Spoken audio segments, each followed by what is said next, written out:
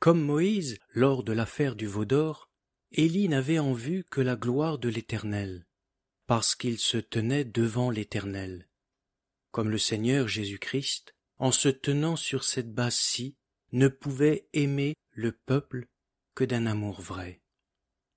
Il va dire en Jean 12, 49, « Car je n'ai point parlé de moi-même, mais le Père qui m'a envoyé m'a prescrit lui-même ce que je dois dire et annoncer. » Occupant cette place privilégiée, Élie entrait en effet dans l'intelligence des pensées divines à l'égard d'Israël, de sorte que, priant avec instance, il ne demandait pas autre chose que ce que Dieu voulait accomplir, afin de pouvoir bénir son peuple en fin de compte. Pour être en état de recevoir cette bénédiction, et plus encore d'en jouir, Israël devait d'abord passer 3 ans et 6 mois durant lesquels la pluie étant retenue, la famine se faisait douloureusement sentir. Dieu châtiait son peuple dans le sens d'Hébreux 12, verset 6, dans le cœur duquel il voulait opérer un travail de repentance et de sanctification, conduisant à l'humiliation sans laquelle la bénédiction ne pouvait lui être dispensée.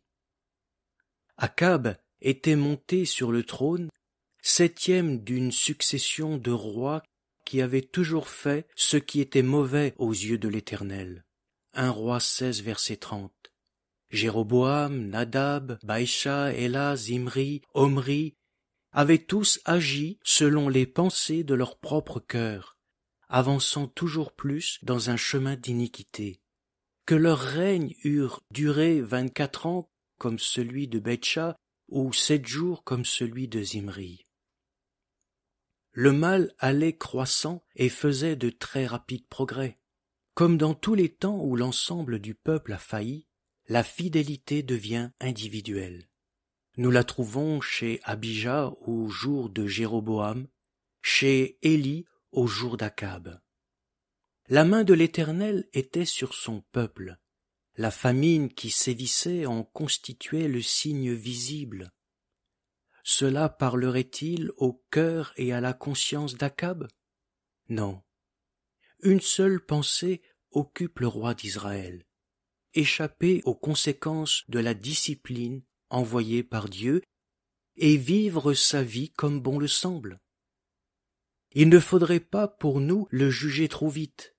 N'est-ce pas ainsi que nous faisons bien souvent, lorsque notre infidélité attire sur nous telle ou telle dispensation douloureuse, par le moyen de laquelle Dieu voudrait nous ramener à lui? La famine était forte à Samarie. Que fait Akab? Il va dans le pays, à toutes les sources d'eau et à tous les torrents. Est-ce afin d'y chercher quelque nourriture et quelque rafraîchissement pour le peuple? Non. Ce qui le préoccupe, c'est d'avoir de l'herbage pour ses chevaux et ses mulets. Il ne pense ni à Dieu ni à son peuple dans la souffrance. Tel était alors le roi d'Israël, chargé de conduire le peuple sur lequel il régnait et investi pour cela d'une autorité donnée par Dieu. Sa défaillance dans l'exercice de la mission qui lui avait été confiée est complète. Quelle responsabilité pesait sur lui? Responsabilité à laquelle il n'a pas su faire face, occupé qu'il était de lui-même et de ses propres avantages, comme le roi Saül. À la cour d'Akab vivait un homme pieux, craignant beaucoup l'Éternel, nous dit l'Écriture. Abdias, lui, avait à cœur les intérêts du peuple. Aussi, malgré les difficultés inhérentes à la délicate position dans laquelle il se trouvait, il avait trouvé le moyen pourtant de cacher et de nourrir les prophètes de l'Éternel qui étaient pourchassés par l'impie Jézabel. D'une part, l'on peut déplorer le manque d'énergie d'Abdias quand même, qui le rend incapable de sortir de la maison d'Akab et de Jézabel, de se séparer du mal au sein duquel il vivait. D'autre part, son désir de faire quelque chose pour Dieu, son zèle en faveur des prophètes de l'Éternel qui traversaient la détresse, malgré tous les risques que cela comportait pour lui, l'on peut dire que ces engagements sont propres à faire de nous des envieux. Ne cherchons surtout pas, c'est si naturel pour nous, des excuses à nos manquements dans le bien que nous pourrions faire au quotidien et que nous ne faisons pas. Comme on eût aimé voir un Abdias qui servait l'Éternel en protégeant ses prophètes, quitter la maison d'un roi et d'une reine qui faisait ce qui est mauvais aux yeux de l'Éternel. Comme on eût aimé le voir quitter les adorateurs des Baals, se séparer sans faiblesse ni hésitation du mal avec lequel il était en contact, et aller avec foi dans le chemin où Dieu l'aurait certainement conduit, et où il aurait pu faire des expériences semblables à celles d'Élie. Hélas, il demeure chez Akab, et dans la position qui est la sienne, il doit servir ce mauvais maître. Il va, lui aussi, parcourir le pays pour chercher de l'herbage pour les chevaux. Voilà comment, dans les jours où le peuple de Dieu souffre de la famine, il doit employer son temps et exercer son activité. Voilà aussi comment un croyant, demeurant dans une fausse position, est souvent appelé à faire tout autre chose que ce qu'il devrait accomplir pour le service de Dieu. Il est vrai que nul ne peut servir deux maîtres. Matthieu 6, verset 24. Que d'instructions sur ce sujet, n'est-ce pas, à recueillir pour notre vie dans l'histoire d'Abdias. Élie, homme dépendant, n'agit que sur l'ordre de Dieu, et quand Dieu a commandé, il obéit aussitôt. L'Éternel, le seul maître qu'il servait, lui avait dit « Va, montre-toi à Akab, et je donnerai de la pluie sur la face de la terre. » Sans attendre, Élie s'en alla pour se montrer à Akab. Peut-être qu'après les jours paisibles qu'il venait de passer au Kérith ou à Sarepta, avait-il quelque crainte à la pensée de se trouver devant Akab. Mais celui qui va à la guerre y va à ses propres dépens. Élie pouvait être assuré que Dieu le conduirait et le soutiendrait dans la lutte. Mais quoi qu'il en soit, il y va de toute manière, il est mandaté.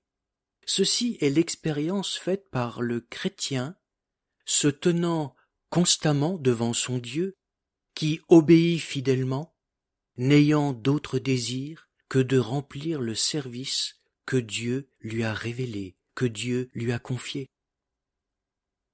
En chemin, c'est Abdias qu'il rencontre le premier. Une grâce de Dieu, sans doute. Combien sont différentes, nous l'avons vu, les positions de l'un et de l'autre.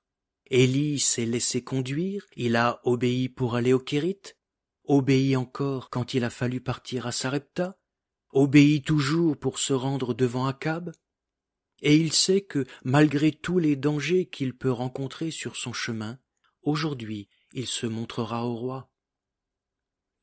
Élie le sait parce que c'est Dieu qui l'envoie. Il ne s'envoie pas lui-même, comme beaucoup aujourd'hui qui professent un ministère. Quelle confiance la parole donne-t-elle à l'obéissance, n'est-ce pas? Abdias ne doute pas de la puissance de l'Éternel, susceptible de se déployer en faveur du prophète.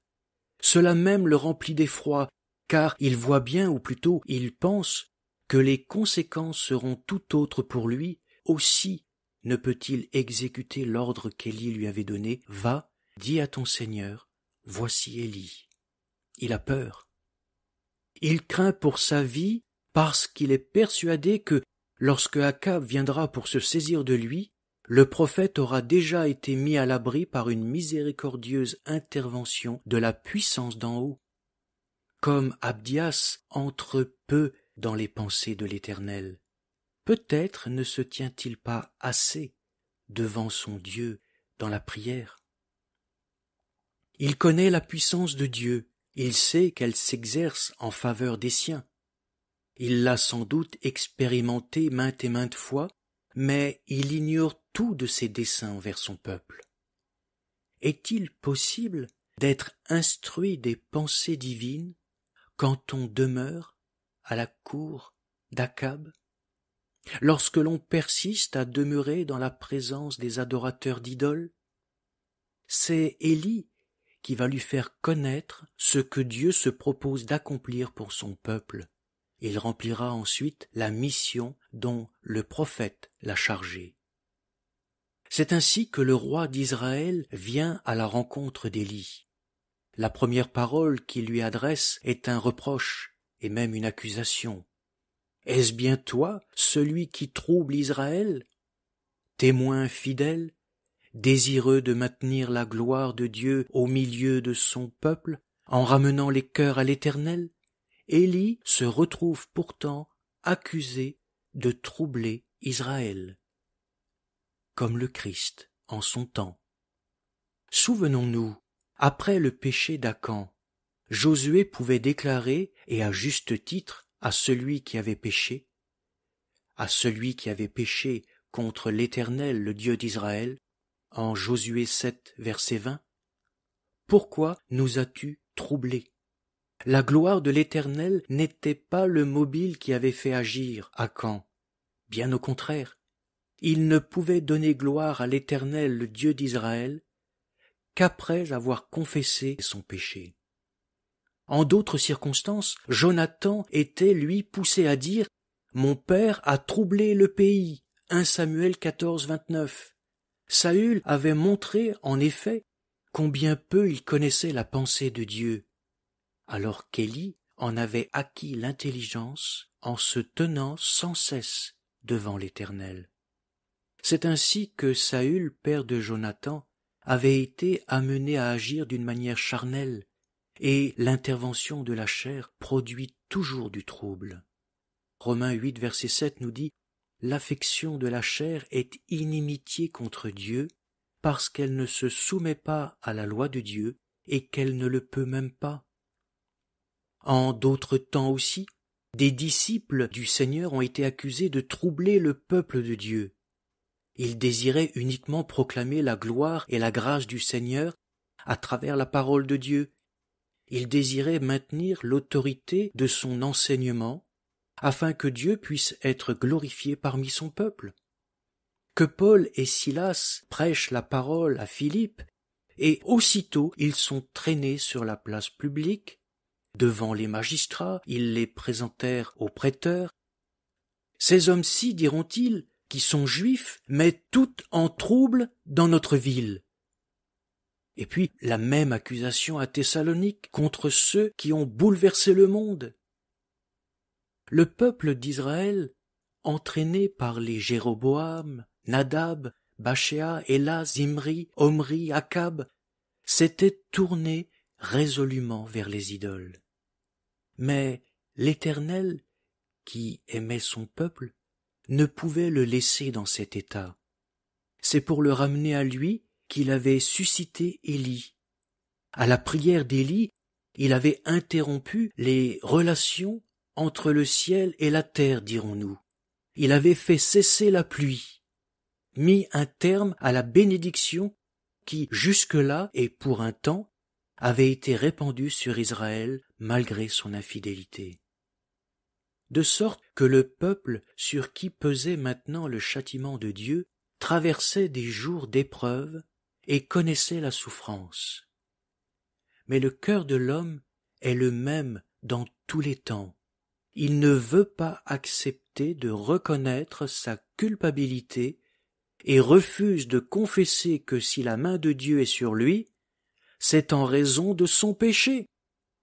Ce refus est souvent, toujours, devrait-on dire, l'obstacle à la restauration que Dieu voudrait opérer en vue de la bénédiction. Que cela soit dans le cadre d'un cœur, d'une famille chrétienne, d'une assemblée. Josué 7, versets 11 à 13 nous dit « Israël a péché, ils ont transgressé mon alliance que je leur avais prescrite.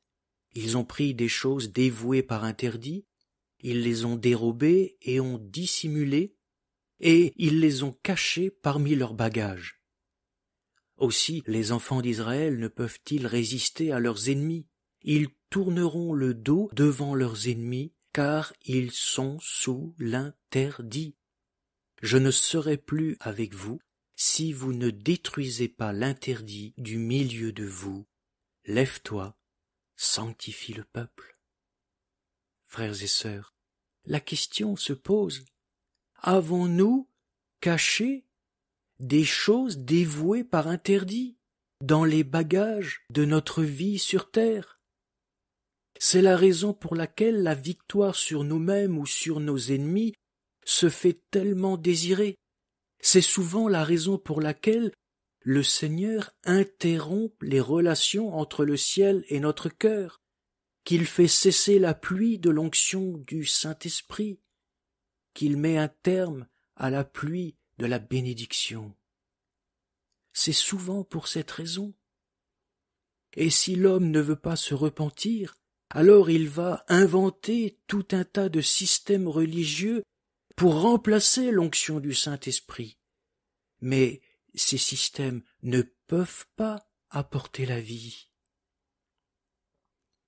N'oublions jamais que notre vieille nature n'aura de cesse de vouloir détrôner le Christ de notre vie, pas seulement celle des autres, de notre propre vie. C'est pourquoi Dieu a dévoué notre chair par interdit. Exode 17,16 nous le confirme. Parce que la main a été levée sur le trône de l'Éternel, il y aura guerre de l'Éternel contre Amalek, de génération en génération. La chair et ses œuvres sont totalement exclues du royaume de Dieu. Susanna Wesley, la mère des grands prédicateurs, John et Charles Wesley, a décrit ainsi le péché et la chair.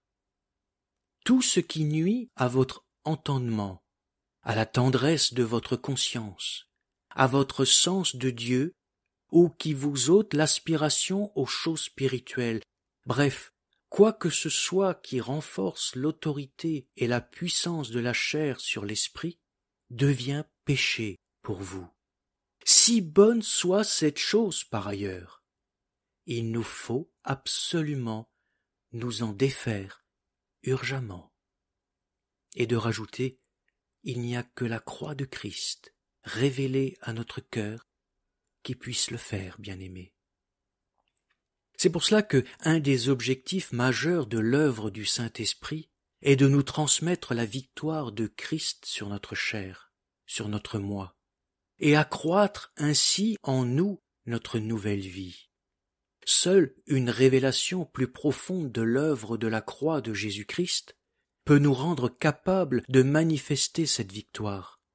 Cela ne peut pas venir par l'enseignement ou par la doctrine, mais uniquement par la lumière qui nous est donnée d'en haut. C'est ainsi que l'appel de notre texte à nous sanctifier, « Lève-toi, sanctifie le peuple », pourra être honoré de notre part. Dieu soit béni de ce qu'il avait suscité un Élie, qui est l'image de Christ, soit dit en passant, manifestant l'énergie de la foi dans ces jours si sombres de l'histoire du peuple. Si tous avaient été comme Abdias, nul n'aurait osé affronter Baal et ses prophètes, ce qui aurait ainsi maintenu le peuple dans la condition misérable où il se trouvait, privé de la bénédiction divine. Certes, Abdias n'était pas accusé de troubler Israël.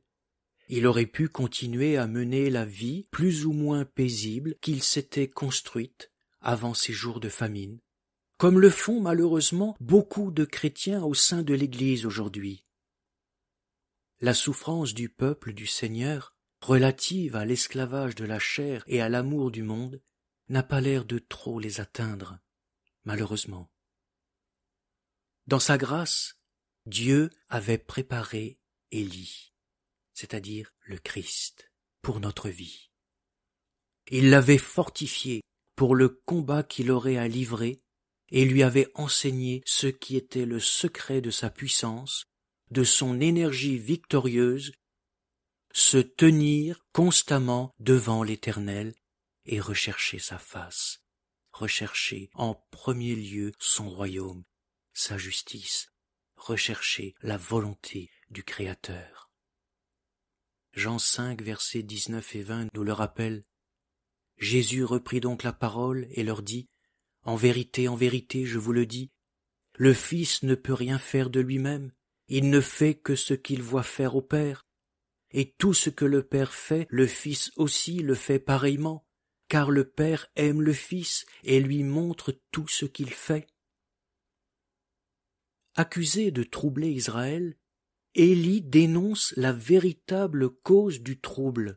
« Je ne trouble pas Israël, dit-il, mais c'est toi et la maison de ton Père, parce que vous avez abandonné les commandements de l'Éternel et que tu as marché après les Baals. » 1 Timothée 4, versets 1 et 2 nous disent « Mais l'Esprit dit expressément que, dans les derniers temps, quelques-uns abandonneront la foi pour s'attacher à des esprits séducteurs et à des doctrines de démons, par l'hypocrisie de faux docteurs portant la marque de la flétrissure dans leur propre conscience. » Et en 2 Timothée 3.1, sache que dans les derniers jours, il y aura des temps difficiles. Nous sommes bien avancés dans ces temps, mes amis, où l'Église abandonne progressivement les commandements de l'Éternel pour se créer un évangile humaniste, un évangile à la ressemblance de l'homme. L'homme, oui, Adam, est devenu sa propre idole lorsqu'il a commencé à faire ses propres choix, désireux de faire sa propre volonté dans ses propres voies spirituelles. Le roi d'Israël voyait bien quelles étaient les conséquences de la famine. Mais il perdait de vue que si le peuple était dans une telle détresse, c'est parce qu'il avait abandonné les commandements de l'Éternel pour marcher après les Baals, c'est-à-dire les idoles de ce monde, qu'elles soient célestes ou terrestres, ou qu'elles soient simplement nos propres raisonnements. Et qui, sinon Akab, l'avait conduit dans un tel chemin? Dans des jours où Dieu est contraint à faire passer son peuple infidèle par une douloureuse discipline, la grande tendance est de ne considérer que les souffrances occasionnées, oubliant très souvent que c'est le péché qui en est la véritable cause, l'abandon des commandements. Que, par exemple, un croyant, une famille chrétienne ou une assemblée traverse des circonstances de même nature que celles d'Israël au jour d'Akab, et l'on s'arrêtera uniquement aux circonstances elles-mêmes, quitte même à vouloir se réunir pour chasser Satan, démontrant ainsi une dangereuse immaturité spirituelle. Peut-être ira-t-on jusqu'aux causes secondes, mais généralement pas plus loin. Or, il nous convient d'aller jusqu'au fond des choses, à la lumière de la parole, jusqu'au point de départ, afin que le mal soit jugé dans sa racine même, pour que nous puissions retrouver la vie. Il ne peut y avoir de vraie restauration sans ce jugement de fond sur nous-mêmes. Alors le moment est venu où Israël doit être mis à l'épreuve, pour son bien. L'Éternel l'avait préparé en vue de cela durant ces jours de famine. Lui qui sonde les cœurs sait jusqu'à quel point le travail de restauration doit être accompli. Ce n'est pas de notre ressort. Notre ressort à nous, c'est de rechercher notre Dieu. C'est tout au long de disciplines, souvent douloureuses, que Dieu opère dans le cœur et la conscience des siens, lorsqu'il peut accomplir en eux le travail de sanctification qu'il doit faire, et que lui seul puisse faire. Il en manifeste les résultats au travers d'une mise à l'épreuve. Les 850 faux prophètes rassemblés sur le Carmel en sont la preuve. Élie s'adresse à tout le peuple. « Jusqu'à quand clocherez-vous des deux pieds, des deux côtés ? Dieu ne veut pas d'une marche irrésolue, inconstante, mondaine, corrompue par la vieille nature. Il est nécessaire que le peuple fasse un choix. Mais le peuple ne lui répondit rien. Alors Élie met en évidence, en premier lieu, la folie et l'impuissance de tout le système idolâtre dans lequel Israël, conduit par Akab, s'était si longtemps satisfait. Oui, nous pouvons même parler d'un système religieux, mais qui ne produisait pas la vie d'en haut. Puis il invite le peuple à s'approcher et répare l'autel de l'Éternel qui avait été renversé. Il prend 12 pierres selon le nombre des tribus des fils de Jacob, et ne s'arrêtant pas à ce qu'il voyait autour de lui, mais s'attachant à la parole de l'Éternel qui avait dit « Israël sera ton nom ». Avec ces 12 pierres, il bâtit un autel au nom de l'Éternel. Ces 12 pierres proclament ainsi l'unité du peuple, l'unité de ce peuple qui apparaissait divisé. Enfin, Élie demande à Dieu de manifester qu'il est lui-même Dieu en Israël, et qu'il est lui, Élie, son serviteur, et que tout ce qu'il a fait, lui qu'Akab avait accusé de troubler Israël, c'était bien par sa parole. Déjà, la foi d'Élie proclame la délivrance du peuple. Tu as ramené leur cœur, peut-il dire à l'Éternel. Élie le sait, il demande à Dieu de lui répondre afin que le peuple, à son tour, le sache. Dieu répond alors à la foi vivante et si pleine d'énergie de son serviteur. Il se glorifie aux yeux de tous et fait que Israël revienne à lui. Et ils tombèrent sur leurs faces et dirent « L'Éternel, c'est lui qui est Dieu ». Mais pour cela, il a fallu une intervention du divin, et non pas par des systèmes humains. Le mal est jugé, en profondeur, les prophètes de Baal égorgés au torrent de Kison. Il n'y a plus, dès lors, aucun obstacle à la bénédiction. Dieu peut envoyer la pluie, et même une forte pluie. 2 Chroniques 7, versets 13 et 14 nous dit « Quand je fermerai le ciel et qu'il n'y aura point de pluie, quand j'ordonnerai aux sauterelles de consumer le pays, quand j'enverrai la peste parmi mon peuple, si mon peuple sur qui est invoqué mon nom s'humilie, prie et cherche ma face, et s'il se détourne de ses mauvaises voies, je l'exaucerai des cieux. Je lui pardonnerai son péché, et je guérirai son pays. » Telle est la demande de Dieu à son Église aujourd'hui. En vue de la bénédiction du peuple de Dieu aujourd'hui, de toutes ces familles divisées, puissions-nous accepter avec foi l'enseignement de la parole, pour le mettre en pratique sans plus attendre. Cette sainte parole divine ne reviendra pas à lui sans effet dans notre vie. C'est notre confiance, parce que Dieu nous en donne l'assurance. Elle accomplira ce qui est son plaisir et sa pleine satisfaction, et accomplira ce pourquoi elle a été envoyée à travers ces quelques paroles maladroites. Oui, vous sortirez avec joie, nous dit Ésaïe 55, versets 12 et 13. Et vous serez conduits en paix. Les montagnes et les collines éclateront d'allégresse devant vous, et tous les arbres de la campagne battront des mains.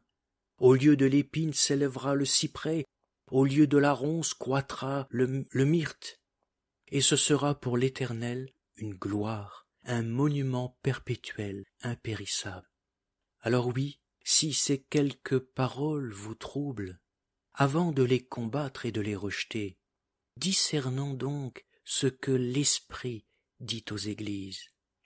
Débusquons et enlevons les interdits de nos vies. Acceptons sa discipline salutaire et demandons à Dieu tous ensemble, d'un commun accord, de manifester qu'il est Dieu en Israël, qu'il est Dieu dans ma propre vie. Il nous faut revenir à Jésus-Christ. Nous verrons alors les fortes pluies de la bénédiction revenir et répandre la plénitude de la vie de Christ pour la gloire de notre Père. Amen.